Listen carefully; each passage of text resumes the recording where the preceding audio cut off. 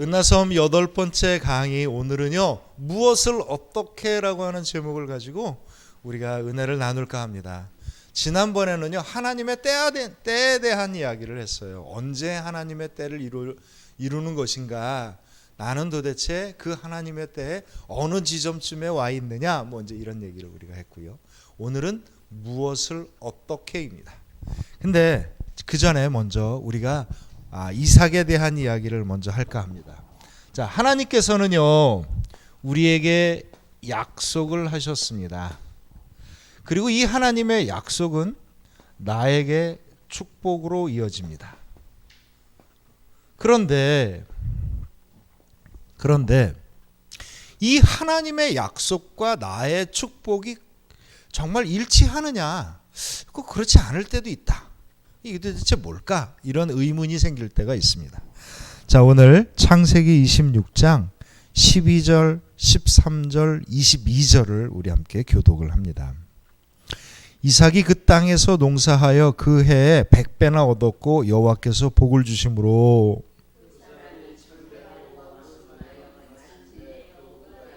22절에 보면 함께 읽습니다. 이삭이 거기서 옮겨 다른 우물을 봤더니 그들이 다투지 아니하였으므로 그 이름을 르호봇이라 하여 이르되 이제는 여호와께서 우리를 위하여 넓게 하셨으니 이 땅에서 우리가 번성하리로다 하였더라. 아멘. 그 요셉 이전의 족장이었던 3명의 족장이 있습니다. 이스라엘 사람들이 고백하기를 늘 아브라함의 하나님, 이삭의 하나님, 야곱의 하나님. 근데 아브라함과 야곱은요 정말 엄청난 사건들을 겪으면서 이분들 정말 훌륭한 믿음을 갖고 있구나라고 할 수 있는데, 사실 이삭은요 별 존재감이 없어요. 어떤 사건이 벌어진 것도 아니고 고작해야 우물 몇 개 판 거하고 이렇게 하나님의 말씀 따라 쫓아다닌 이야기밖에 없는데, 오늘 이삭의 축복에 대한 것을 우리가 주목해 보려고 합니다. 원래 아브라함 족속은요 농사를 짓는 민족이 아니었죠. 그런데 농사를 했는데 얼마를 얻은 거예요? 100배나 얻었다고 합니다. 그 척박한 땅에서 정말 먹고 살기도 힘든데 100배나 얻어가지고 뭐가 됩니까? 큰 부자가 되어서 양도 가축도 많이 산 거예요. 그러니까 주변에 있는 사람들이 막 질투를 해서 우물을 뺐습니다. 우물을 뺐으니까 이삭이 어떻게 합니까? 딴 데로 가서 또 우물 파니까 거기서 또 우물이 나오는 거예요. 또 와서 또 뺏어요. 그러니까 어떻게 합니까? 또 딴 데로 가서 우물을 파니까 거기서 또 우물이 나옵니다. 그래서 마지막으로 판 우물에 가서 이제 하나님께서 우리를 넓게 하셔서 더 이상 다투지 않게 되리라. 이삭의 성격을 알 수 있죠. 이삭은 별로 다투는 걸 좋아하지 않는 사람이에요.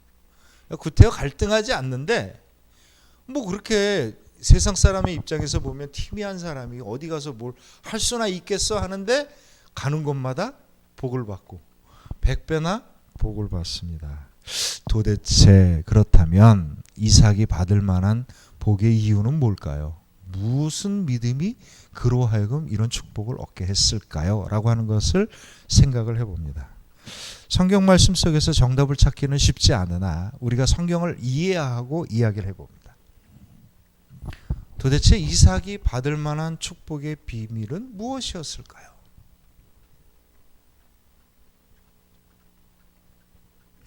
이건 어디까지나 추정을 할 수밖에 없는 거죠. 그죠? 그래도 한번 얘기해 봅시다. 이삭의 축복의 이유는 뭘까요?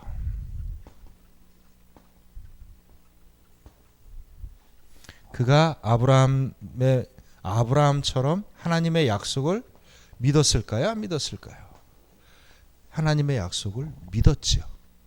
그리고 하나님이 아브라함을 인도하시는 것처럼 이삭도 함께 뭘 한 겁니까? 순종한 겁니다. 그러니까 어떤 사건으로 드러난 게 없어요. 이삭은 사건으로 드러난 게 없는데, 아브라함의 후광으로 그가 복을 받았다, 뭐 그럴 수도 있겠지만 사실상 이삭은요 이스라엘 백성들의 고백처럼 그 12부족이나 이루었던 야곱과 처음 출발을 했던 아브라함 사이에 이삭이 존재합니다. 근데 이 이삭은 아브라함의 약속과 그 믿음을 그대로 이어받아 그 다음에 이걸 누구한테 전해주는 겁니까? 자기 아들 야곱과 에서에게 전해줍니다. 이삭의 역할은 어디까지였을까요? 거기까지입니다. 하나님의 약속을 믿고 하나님을 순종하여 누구에게? 자기 자식이었던 야곱에게 이 약속의 유전을 전해준 겁니다. 이게 이삭이 했었던 역할이에요. 그런데 하나님께서는 그가 가는 곳마다 복을 주시고 100배나 복을 주셨다, 이렇게 얘기하고 있습니다. 그러니까 이삭이 받았던 축복은 하나님의 약속 가운데 있는 겁니다. 그리고 그것은 우리가 여기서 주목해야 될 건 뭐냐면, 하나님의 약속이 축복으로 이루어지는 어떤 대단한 사건이 일어난 겁니까? 그런 사건 별로 없어요. 그런 사건 별로 없는데 이삭은 자기 삶의 평생에 하나님의 약속을 믿고 하나님을 순종하고 살았던 겁니다. 늘 우리가 여기서 기억해야 되는 것, 늘 항상 한결같이 이삭의 신앙의 장점이었던 겁니다. 겉으로 드러난 놀라운 일들이 있는 것이 아니지만, 그러나 이삭은 늘 한결같이 그 약속 가운데 살았던 겁니다. 늘 항상이라는 말은 뭐냐면 우리들의 삶이에요. 늘 그렇게 산 겁니다. 늘 그렇게 산 거예요. 우리는 특별한 걸 워낙 좋아하다 보니까 어떤 특별한 사건, 놀라운 어떤 일들, 이런 것을 기대하지만 사실상 우리 믿음의 핵심은요, 늘 한결같이 그 자리에서 그 믿음을 지키고 내가 할 수 있는 일을 다 하는 거죠. 이것이 이삭의 믿음의 특징입니다. 자, 그럼 두 번째 우리가 한번 생각해 봐야 될 것은, 그러면 가나안 땅을 주리라고 했던 하나님의 약속과 이삭의 축복은 무슨 관계가 있는 건가요? 하나님의 약속을 믿고 순종했잖아요. 그러면 도대체 이삭의 삶과 하나님의 약속은 무슨 관계가 있는 겁니까?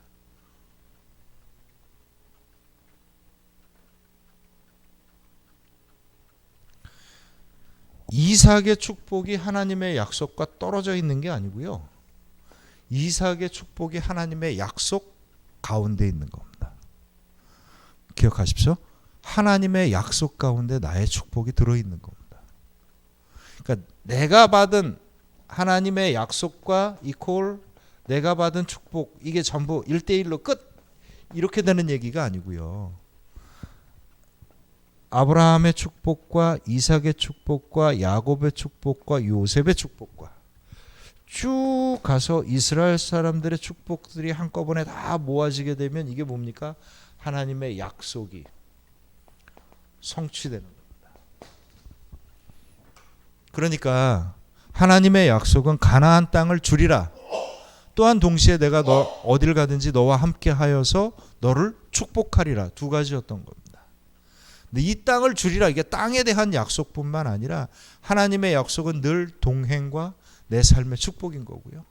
그 결과를 직접적으로 얻는 사람도 있지만 심는 자가 있고 물 주는 자가 있고 거두는 자가 있는 겁니다. 그러나 심는 자는 심는 자의 축복을, 물 주는 자는 물 주는 자의 축복을, 거두는 자는 거두는 자의 축복을 얻는 거예요. 나는 심기만 하고 너는 물 주기만 하고 거두는 사람만 축복을 받는다, 이게 아니고요. 심는 자도 축복을 받고 물 주는 자도 축복을 받고 거두는 자도 축복을 받습니다. 이걸 다 모았었을 때 뭐가 되는 거예요? 이게 하나님의 약속이, 그렇죠, 성취가 되는 겁니다. 나의 축복은 하나님의 약속 가운데 있습니다. 그래서 제가 빨간 글씨로 특별하게 정리를 했습니다. 각자의 축복이 모여 약속을 성취합니다. 이 이야기보다는 아까 그 얘기가 더 낫겠네요. 나의 축복은 하나님의 약속 가운데 있습니다. 여러분 저를 한번 따라합니다. 나의 축복은 하나님의 약속 가운데 있습니다. 네, 그렇습니다. 내가 삶 속에서, 내가 신앙 속에서 내가 하나님께 은혜를 받고 내가 복을 받았다면 감사하십시오. 이것이 바로 약속의 징표인 겁니다. 이것이 약속의 징표인 겁니다. 한 사람의 은나섬이 모여서 하나님의 약속을 이루는 것이 아니라 여러 사람의 은나섬을 통하여서 하나님의 약속이 성취가 되어지는 거고요. 교회는 어떤 곳이냐면 여러 사람들의 은나섬이 모여서 교회가 역사합니다. 기억하십시오. 교회는요, 한두 사람의 특별한 사람을 통하여서 일이 이루어지는 게 아니라 여러 사람의, 눈에 띄는 사람도 있고 눈에 띄지 않는 사람도 있고 드러난 자도 있고 숨겨진 사람도 있지만 여러 사람들의 은나섬을 통하여서 교회의 역사가 일어납니다. 교회가 역사하려면 어떻게 되는 거예요? 모든 사람이 하나님의 축복을 받으며 모든 사람이 하나님의 은혜를 나누고 섬겨야 하는 겁니다. 이것이 교회의 역사를 이루시는 하나님의 인도하심입니다. 이 이야기가 이삭 속에 있는 거예요. 이삭의 존재는요, 이스라엘 역사 가운데 뭐지? 이분은 왜 여기에 올라와 있는 거야? 라는 생각이 들 정도밖에 안 되지만, 그러나 그가 눈에 보이지 아니하도록 평생을 다하여서 자기의 역할을 했었기 때문에 바로 이스라엘 역사가 이루어지는 겁니다. 역할이 다를 뿐이지 그 역할의 크고 작음이라는 건 있을 수 없습니다. 역할이 다른 겁니다. 모든 사람이 충만한 은혜를 받고 모든 사람이 자기의 몫을 다하는 것이지, 이것이 하나님 나라의 원리인 거지, 크고 작고 뭐 이런 걸 따지는 건 세상 사람들의 얘기인 거예요. 우리는요, 우리에게 준 은혜를 감사하고 우리가 받은 은혜대로 섬기면 되는 겁니다. 그러나 한 가지만 더 기억하면 됩니다. 이때 우리가 한 가지 기억해야 될 게 뭡니까? 더 큰 은혜를 사모하라. 더 큰 은혜를 사모하라. 이것이 늘 우리들의 신앙에 있어야 합니다. 더 큰 은혜를 사모하라. 자, 그러면 우리가 이제 이삭에 대해 우리는 하나님께서는요, 나를 어떻게 하심으로, 이 얘기를 달리 얘기하면 하나님은 나를 축복하심을 통하여서 약속을 이루어 가시는 겁니다. 그러니까 나를 잘 써서 내가 그냥 좋은 일을 할 수 있도록 좋은 도구가 된다, 뭐 이건 우리들의 고백이지만 실제로 하나님은 우리를 축복하셔서 우리로 하여금 그 일들을 어떻게 하게 해요? 감당하게 하는 겁니다. 그렇죠? 자, 그러면 우리는 그 은혜를 가지고 어떻게 해야 될까요? 무엇을 해야 될까요? 무엇을 가지고 해야 될까요? 자, 이 원칙은 내가 받은 대로입니다. 자, 누가복음 19장 12절, 13절, 16절, 17절을 우리 함께 교독합니다. 26절까지요. 이르시되 어떤 귀인이 왕위를 받아 가지고 오려고 먼 나라로 갈 때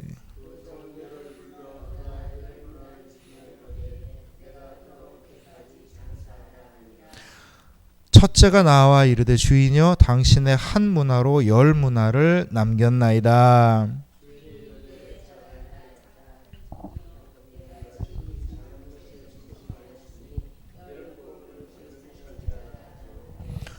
우리 함께 읽습니다. 주인이 이르되 내가 너희에게 말하노니 무릇 있는 자는 받고 없는 자는 그 있는 것도 빼앗기리라. 아멘. 10사람에게 이게 달란트 비유하고 좀 살짝 다른 게 있는데 내용은 거의 비슷합니다. 10사람에게 한 문화씩 나눠줍니다. 이 한 문화라고 하는 돈은요, 우리식으로 얘기하면 100데나리온입니다. 100데나리온이면 얼마냐면 한 데나리온이 우리가 보통 하루 일당이니까 100일치의 일당을 받은 거예요. 그러니까 우리나라 돈으로, 우리 지금 돈으로 환산을 하면 하루 일당이 보통 이제 아무리 시다를 해도 한 10만 원 정도 주니까, 대모도를 해도 한 10만 원 정도 주니까 곱하기 100을 하게 되면 한 1000만 원 정도 돈을 준 겁니다. 그러니까 아마 달란트 비유에서는 한 달란트가 몇억 몇십억 이래 가니까 너무 큰 거고, 문화는 그렇게 크지 않지만 어쨌든 10사람들에게 쭉 나눠졌어요. 나눠졌는데 그 결과가 어떻게 됩니까? 한 사람은 한 문화를 갖고 10문화를 남겼습니다. 잘하였도다 착하고 충성된 종아. 근데 마지막에 한 종이 어떻게 합니까? 이 돈을 몰래 감추었다가 꺼집어내서 주인께 주니까 주인이 화를 냅니다. 그 종이 하는 이야기가 당신은 결과에 집착하는 사람이라 내가 이거 손해보지 않게 하기 위해서 이걸 남겨왔습니다. 그랬더니 게으르고 악한 종아 라고 얘기하면서 그 돈을 빼앗아 10문화를 가진 자에게 주어라 라고 얘기합니다. 그때 10문화를 가진 자가 뭐라고 얘기를 하냐면 저는 이미 10문화가 있는데 이것을 더 받을 필요 없습니다 라고 얘기했더니 주님께서 뭐라고 얘기합니까? 내가 너희에게 말하노니 무릇 있는 자는 받겠고 없는 자는 그 있는 것도 빼앗기리라. 이게 도대체 무슨 말씀이죠? 왜 없는 자는 있는 것까지 빼앗기는 겁니까? 그 이유가 뭘까요? 자, 그 이유가 뭘까요? 문화에 비유해서 예수께서 하시고 싶은 말씀은 뭘까요? 문화라고 하는 게 도대체 여기서 얘기하는 한 문화라고 하는 게 무엇을 상징하는 겁니까? 하나님이 나에게 주신 축복을 뜻합니다. 물론 나에게 주신 능력, 달란트를 뜻하기도 하죠. 다시 말하면 이 문화라고 하는 건 하나님이 나에게 베풀어 주신 은혜를 말하는 겁니다. 문화는 하나님이 나에게 주신 은혜와 축복과 재능을 말합니다. 이 사람이 받았어요. 받았는데 그걸 어떻게 합니까? 그거를 잘 감추고 숨겼습니까? 아니죠. 어떻게 했습니까? 이것을 잘 사용했습니다. 하나님이 우리에게 이 은혜를 주셨을 때 어떻게 사용하라고 주신 겁니까?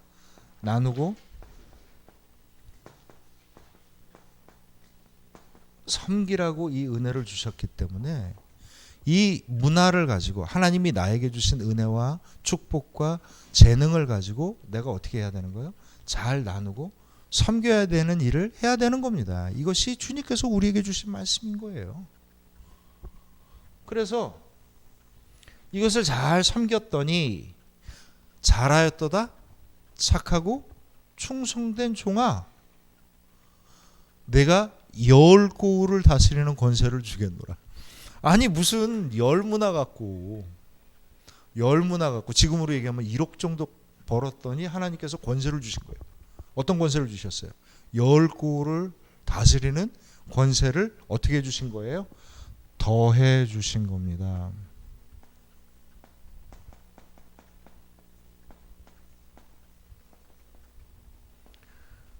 어떤 사람이 자기의 몫을 감당했더니 하나님이 오케이 잘했어 너는 요만큼 계속해 라고 얘기하지 않고 어떻게 하는 거예요? 그 위에 더해 주시는 은혜를 주시는 겁니다.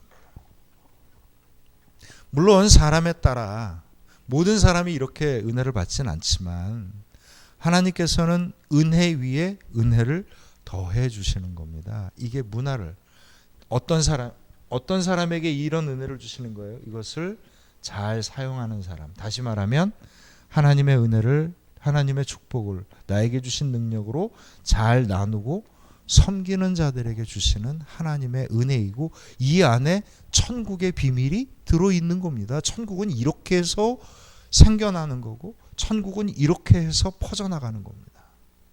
천국은요 세상에 갖고 있는 재물이나 세상의 능력으로 바꿔가는 게 아니고요 하나님이 우리에게 주신 은혜로 하나님이 나에게 주신 축복과 능력으로 이것을 통하여서 나누고 섬길 때 천국은 확장되어 나가는 겁니다. 이게 하나님의 나라의 역사이고 문화를 통해서 주님께서 우리에게 주시는 인도하시는 이야기입니다. 요한복음 1장 16절에 보면 예수 그리스도를 고백을 하는 장면에서 이렇게 이야기를 합니다. 우리가 다 그 충만한 데서 받으니 은혜 위에 은혜로라. 은혜 위에 은혜라. 이게 예수님께서 우리에게 주시는 은혜의 특징입니다. 은혜를 사모하고 받으면 받을수록 어떻게 되는 거예요? 은혜가 넘쳐나는 겁니다. 그러니까 우리가 나누고 섬기는 은혜가 넘치면 넘칠수록 그 은혜가 어떻게 돼요? 더 커져가는 겁니다. 더한 은혜를 사모하는 거죠. 이것이 은혜의 법칙입니다. 자, 그러면 우리 한번 생각을 해봅니다. 하나님께서 우리에게 축복을 주셨어요. 이삭에게 축복을 주셨고 야곱에게 축복을 주셨고 모든 그리스도인에게 축복을 주셨습니다. 또한 감당할 만한 능력을 주셨고 은혜를 주셨지요. 그런데 내가 가지고 있는 것 가운데 어디까지가 내가 받은 은혜인가요?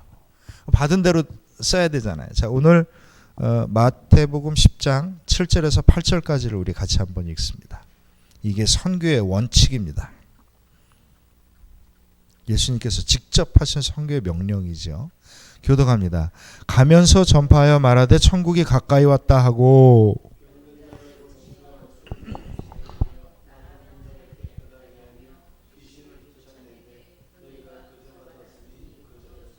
아멘.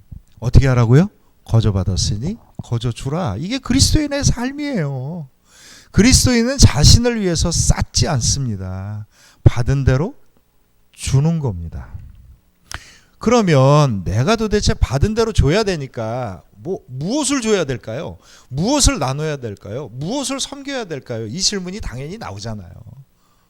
그러면 우리는 도대체 어디까지가 하나님께 받은 거예요? 그게 있어야지 쓸 수 있지 않습니까? 어디까지가 받은 은혜입니까? 이걸 어떻게 알 수 있을까요?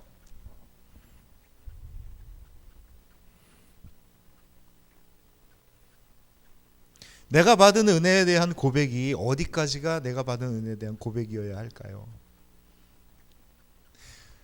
그 사람의 믿음의 분량만큼 드러납니다. 기억하셔요. 항상 하나님은 우리의 분량만큼 역사하시고요. 우리의 분량만큼 우리에게 주십니다. 근데 도대체 이 은혜의 분량은 언제 드러날까요? 이 사람이 나누고 섬기는 그 실천으로 이 은혜가 드러납니다. 내가 나누고 섬기는 만큼 내가 받은 은혜가 드러나고 고백되는 거예요. 나 이만큼 받았어요 라고 얘기해서 끝나는 게 아니고요. 내가 받은 것만큼 나누고 섬기는 만큼 드러나는 겁니다. 이 사람이 얼마나 큰 은혜를 받았나라고 하는 걸 보려면 어떻게 합니까? 이 사람이 얼마나 나누고 섬겼는지를 보면 되는 겁니다. 나 이렇게 받았어 하고 꼭 쥐고 있으면 니네 하나님은 그런 하나님인가 보다 이렇게 생각할 거 아니겠어요? 교회가 많은 축복을 받았으면 어떻게 해야 됩니까? 많은 축복을 써야죠. 당연한 겁니다. 하나님이 그렇게 하라고 축복을 주셨으니까 당연히 써야죠. 어디까지 내가 받은 겁니까? 내가 쓸 수 있는 마음의 감동만큼 내가 은혜를 받은 겁니다. 다른 말로 얘기하면 나의 언어로 바꾸면 어떻게 되는 거냐면 내가 쓸 수 있는 분량만큼 내가 은혜를 받은 겁니다. 내가 쓸 수 있는 분량만큼. 은혜를 간구한다는 게 뭐냐면 이런 거예요. 내가 쌓을 은혜를 간구하는 게 아니라 내가 넘치는 은혜를 간구하는 겁니다. 많은 사람이 자꾸 이게 기독교 우리들의 그 신앙을 세상적인 계산 방식과 똑같이 환산을 해요. 그러니까 이상한 신앙이 자꾸 돼버리는데 은혜의 분량은요, 내가 쓰는 분량만큼 나오는 거고요. 내가 은혜를 더 구한다는 것은 무엇을 뜻하는 거냐면 내가 그만큼 더 나누고 섬기는 은혜를 간구한다는 것을 뜻하는 겁니다. 그러면 어디까지 나누고 섬겨야 할까요? 우리가 받은 은혜의 분량이 있습니다.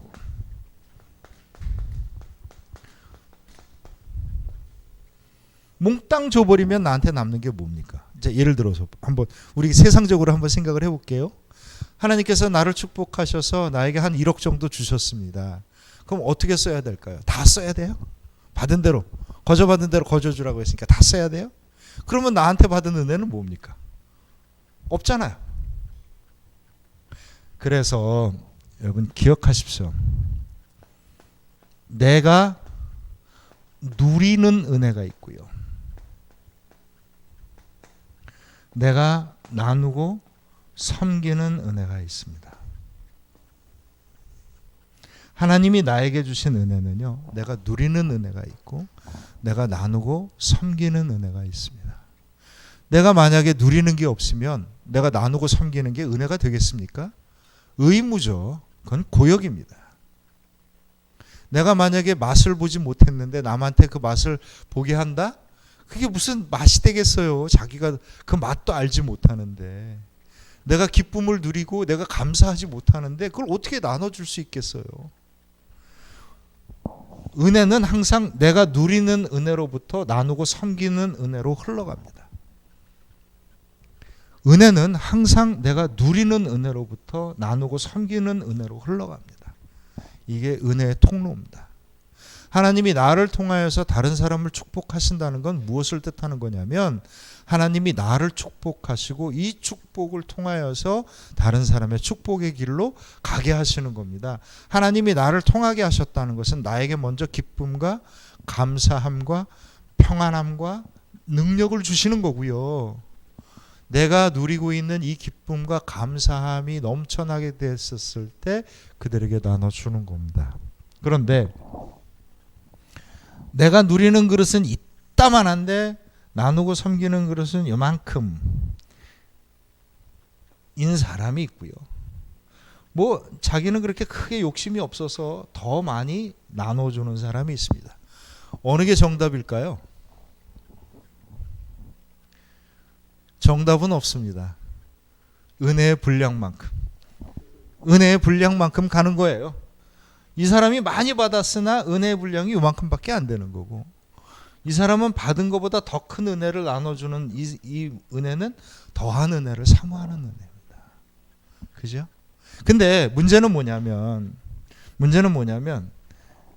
내 거는 접시 같아갖고 금방 날라 없어지고 다른 사람에게 몽땅 퍼주기 시작하면 이건 고갈되는 은혜입니다. 이건 안 돼요. 이건 안 됩니다.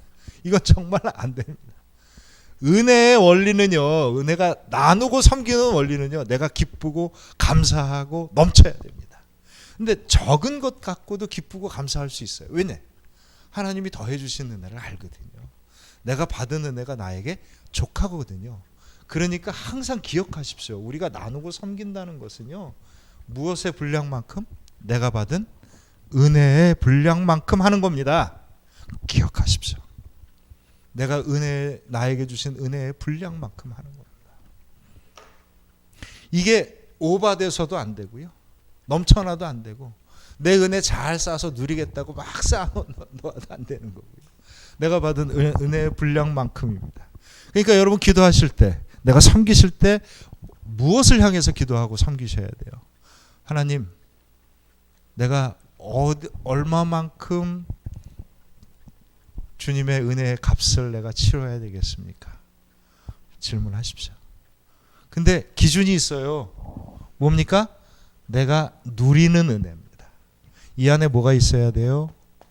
기쁨과 감사와 평안이 있습니다. 내 기쁨과 감사와 평안이 깨어지는 나눔과 섬김이 되면 오래 못 가요. 오래 못 갑니다. 그건 은혜로서 나누고 섬기는 게 아니고 자기의 의지, 내가 이렇게 하고 싶어라고 하는 거기 때문에 오래 못 갑니다. 근데 내가 어떻게 나누고 섬기는 일이 늘 기쁘고 늘 감사하고 늘 평안할 수 있겠어요? 어려움도 있을 수 있죠. 힘겨움도 있을 수 있습니다. 그때 우리는 뭘 구하는 거예요? 더한 은혜를 구하는 겁니다. 더한 은혜를 구하는 겁니다. 이 기쁨과 감사함과 평안은요, 주는 것으로만 끝나는 게 아니라 무엇을 통해서 얻어지는 거예요? 더해 주시는 은혜를 통하여서 이 기쁨과 감사함과 평안함이 넘쳐나는 겁니다. 그러니까 온전한 나눔과 섬김을 할 때 우리들은요, 늘 무엇을 사모해야 되냐면 더한 은혜를 사모하십시오. 내가 감당할 만한, 내가 감당할 만한 더한 은혜를 사모하십시오. 그것은 하나님이 직접 주시기도 하고 사랑하는 나의 옆에 있는 사람을 통하여 주시기도 합니다. 동역자는 그래서 필요한 것이요. 자, 그러면 어떻게 섬겨야 할까요? 그를 향한 하나님의 뜻을 따라 제가 정리한 겁니다. 자, 오늘 사도행전 2장 42절부터 47절까지 우리 초대교회가 도대체 어떻게 은혜가 넘쳐서 나누고 섬겼는지를 한번 봅니다. 교독합니다. 그들이 사도의 가르침을 받아 서로 교제하고 떡을 떼며 오로지 기도하기를 힘쓰니라.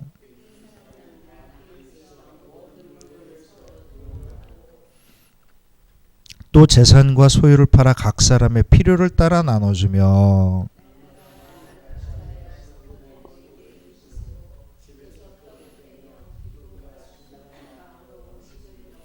우리 함께 읽습니다. 하나님을 찬미하며 또 온 백성에게 칭송을 받으니 주께서 구원받은 사람을 날마다 더하게 하시니라. 아멘. 자, 우리가 여기서 할 얘기가 굉장히 많습니다만은 도대체 어떻게 섬겨야 되느냐? 그 사람을 나누고 섬겨야 되는 기준이 도대체 뭘까요? 나눔과 섬김을 어떻게 행하라고 말씀하십니까? 기준이 뭘까요? 성경 말씀 속에서 한번 찾아보십시오. 그렇죠. 바로 그겁니다. 각 사람의 필요에 따라 그 사람이 필요한 것을 온전히 아는 것이 그래서 중요합니다. 우리가 기도를 해야 되는 가장 중요한 기도 중에 하나예요. 하나님, 내가 이 사람을 사랑하는데 이 사람이 무엇이 행복해질 수 있는 길인가요? 하나님, 이 사람한테 정말 필요한 게 뭘까? 이 기도가 있어야 돼요. 그냥 그 사람 보고 내가 보니까 너 당신 이래 이래갖고 막 이런 기도하지 말고요. 하나님께 정말 간구해야 됩니다. 사랑의 기도는요, 그 사람이 무엇이 필요한지를 물어보는 거예요. 이게 사랑의 시작입니다. 맹인이 와서 예수님께 물어봅니다. 다윗이여, 다윗의 자손이여, 나를 구원하소서 라고 얘기할 때 예수님께서 물어보시죠. 내가 무엇을 주면 되겠느냐? 이게 주님의 사랑의 응답인 겁니다. 나눔과 섬김은 항상 어떻게 해야 된다고요? 각 사람의 필요에 따라 해야 되는 겁니다. 그러면 우리가 보통 얘기하죠. 선물 받을 때 뭐 받고 싶니? 이런 걸 물어보라는 게 아니에요. 물론 이걸 물어볼 수도 있겠지요. 근데 그 사람의 그 필요라는 게 세상적인 욕심도 많고 그걸 내가 채워주라는 얘기가 아니에요. 그 사람에게 진짜 필요한 것이 무엇인지를 우리가 기도하고 간구하고 알아가는 거죠. 그것을 주는 겁니다. 자, 그런데 이렇게 나누고 섬기는 행함의 결과는 무엇이고 이것은 나누고 섬김과 무슨 관계가 있을까요? 이렇게 열심히 나누었더니 어떤 결과가 보이기 시작한 겁니까? 47절을 우리 같이 한번 봅니다. 시작. 하나님을 찬미하며 온 백성에게 칭송을 받으니 주께서 구원받은 사람을 날마다 더하게 하시니라. 아멘. 이것이 은나섬의 결과입니다. 은나섬의 결과는 하나님을 찬양하고 온 백성들이 이 사람들을 칭송하고 그래서 믿는 자가 늘어나는 거죠. 이게 은나섬의 목적이에요. 하나님의 인도하심입니다. 이게 초대교회가 된 거예요. 교회는 바로 이겁니다. 바로 이거예요. 하나님을 찬양하고 백성이 칭송을 하고 믿는 자가 날마다 더해지는 겁니다. 왜냐하면 하나님의 은혜를 경험했잖아요. 받았잖아요. 그게 뭔지 알았잖아요. 너무 좋은 거예요. 그러니까 하나님을 찬양하면서 믿는 거고 백성들이 그들을 칭송하면서 믿는 겁니다. 이게 믿음이에요. 이게 교회를 통한 역사이고 은나섬입니다. 근데 나누고 섬김과 무슨 관계가 있어서 이렇게까지 연결이 되었을까요? 우리가 복음의 이름으로 나누고 섬깁니다. 그렇죠? 근데 사실 오늘 제가 아침이 좀 과하다 싶어서 안 먹었더니 집사람이 떡을 구워서 그 양념장하고 사과를 조금 썰어서 같이 놓고 저에게 책상 위에 딱 올려놨습니다. 제가 감격했습니다. 이것도 중요한 은나섬이잖아요. 그렇죠? 근데 무슨 복음의 이름으로 떡을 굽고 뭐 구원의 이름으로 양념장을 만든 건 아니잖아요.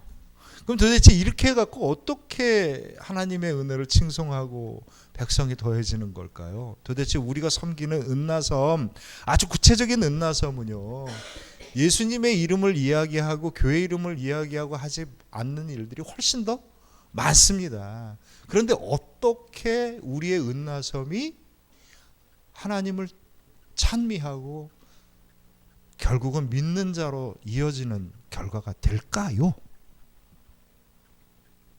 어떻게 그렇게 될까요? 궁금하시죠?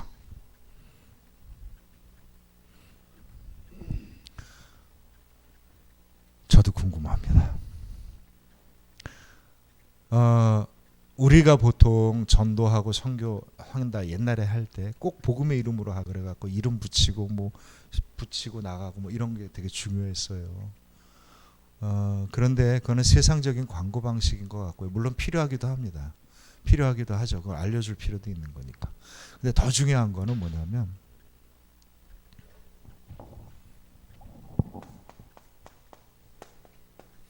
사랑으로 맺어지는 관계입니다. 이 사랑으로 맺어지는 관계에 바로 은나섬이 있는 겁니다. 은나섬을 통하여서 사랑을 증거하는 겁니다. 그리고 그 사랑의 관계가 맺어지게 될 때 우리는 무엇을 고백할 수 있는 겁니까? 복음을 고백할 수 있는 겁니다. 주님의 은혜를 고백할 수 있는 거예요. 내가 사랑의 관계가 맺어지지 않았는데, 물론 그러지 않아도 주님께서 마음을 열어주셔서 그를 주의 복음으로 인도하실 수도 있습니다. 뭐 그럴 수도 있죠. 방법이 일정하지만은 않습니다. 그러나 가장 중요한 건 뭡니까? 사랑의 관계입니다. 사랑의 관계예요. 사랑의 관계를 통하여서 주의 복음이 나눠지는 겁니다. 제가 오늘 그 맛있는 떡을 먹으면서 우리 사모가 오늘 완전히 감동받았던 글로리아 찬양을 계속 듣는데 어떻게 하나님의 은혜를 제가 참여 안 할 수 있겠어? 근데 그러면 언제까지 열심히 주고 언제쯤 되면 내가 복음을 이야기해야 될까요? 정답은 성경에 없어요. 정답은 성경에 없습니다. 그런 정답은 없습니다. 정답은 뭐냐면 우리가 받은 대로 거저 주면서 나눠주면서 그것이 하나님의 은혜임을 고백하면 되는 겁니다. 그때가 언제일까요? 그건 방법적인 얘기니까 그건 구체적인 얘기는 우리가 한번 나눠봐야 되지만 중요한 것은 우리가 하나님의 은혜를 받은 대로 나눠주는 관계를 그 섬김을 통하여서 사랑의 관계가 맺어지게 될 때 우리의 이야기가 말이 아니라 뭘로 들리는 거예요? 능력으로 들리는 겁니다. 내가 은혜를 갖고 살겠는데 이 사람이 이렇게 귀한 걸 나한테 줬는데 그가 나중에 그것을 뭐로 고백을 하는 겁니까? 주님께 받은 은혜라고 고백을 할 때 이 은혜가 그건 네 얘기고 그건 네가 믿는 종교지 너 멋대로 살세요? 뭐 이런 얘기가 아니고 내가 받았잖아요. 이 사람이 한 은혜가 내 안에 뭘로 다가오는 거예요? 하나님의 은혜의 능력으로 내게 다가오는 겁니다. 은혜의 능력은 어디서 나타나냐면 이런 데서 나타나는 거예요. 사랑의 관계가 맺어지고 깊은 것이 주고받아지게 될 때 비로소 우리는 무엇을 고백할 수 있냐면 하나님의 은혜를 온전히 고백할 수 있는 겁니다. 언제까지 해야 되고 언제쯤 말을 꺼낼까요? 그런 우리가 같이 기도하면서 고민해 보십시다. 중요한 건 이들에게서 이 일이 일어났잖아요. 지금 초대교회가 이렇게 해서 지금 일어나는 겁니다. 이 일어나는 과정에 가만히 보면 교제하고 떡을 떼어서 기도에 힘쓰기 시작했고 다 함께 물건을 나누기 시작을 했고 필요에 따라서 섬기기 시작했고 모이기를 힘쓰기 시작을 했고 기쁨과 찬미의 마음이 넘쳐서 모이고 찬양하고 말씀 보고 기뻐하고 기도하고 나눠주고 섬기면서 어떻게 되는 거예요? 교회가 왕성해지는 겁니다. 이게 교회 모습이에요. 이게 교회 모습입니다. 교회가 온전해지고 하나님의 충만한 은혜가 넘쳐나는 곳이 되려고 하는 것이 바로 이 증거 안에 있는 겁니다. 그럼 마지막으로 한번 봅니다. 그들이 사도의 가르침을 받아 교제하고 떡을 떼며 오로지 기도에 힘쓰니라. 교제하고 떡을 떼며 나누고 섬기는 일을 한 겁니다. 이미 이 안에 지금 다 들어가 있는 거예요. 근데 거기에 뭐가 있어요? 기도를 하기에 힘쓰니라. 이때 무슨 기도를 했을까요? 이 사람들이 도대체 무슨 기도를 했을까요?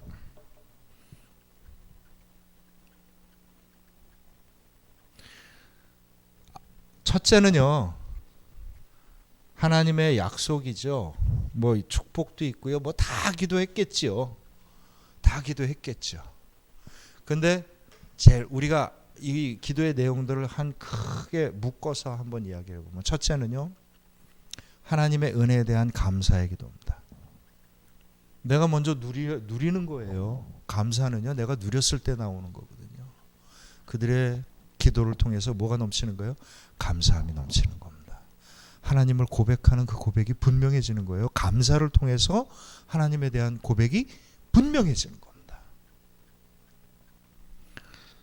두 번째는요, 이 사람들을 나누고 섬겨야 되는 게 목적이었잖아요. 내 삶이었잖아요. 하나님의 명령이었잖아요. 그것이 내 마음속에 감동이었잖아요. 그러면 그 사람들을 위해서 무엇을 위해서 기도했겠어요? 각 사람의 필요가 무엇인지를 위해서 기도했겠지요. 그들의 기도 제목을 듣고 기도도 했겠지만 그 사람한테 정말 필요한 것이 무엇인지를 위해서 내가 또 함께 마음을 더하여서 기도하겠지요. 첫 번째는 하나님의 은혜에 대한 감사의 기도고요. 두 번째는 각 사람의 필요가 무엇인지를 묻는 기도였습니다. 그리고 그것을 주께서 더해 주시기를 위하는 기도였습니다. 마지막으로 세 번째는 뭐예요? 뭘 간구했겠어요? 하나님 알아서 해 주십시오가 아니라 내가 무엇을 할까요? 하나님 나에게 은혜를 더하여 주옵소서. 내가 감당할 수 있는 은혜를 주옵소서. 이것을 다 묶어서 얘기하면 나에게 더해 주시는 은혜를 간구한 겁니다. 세 가지를 다시 한번 정리할게요. 하나는 내가 누리는 은혜를 감사하는 겁니다. 내가 받은 은혜를 감사하는 거고요. 두 번째는 각 사람의 필요를, 그 사람에게 정말 어떤 하나님의 인도하심이 있는지를 위해서 기도한 거고요.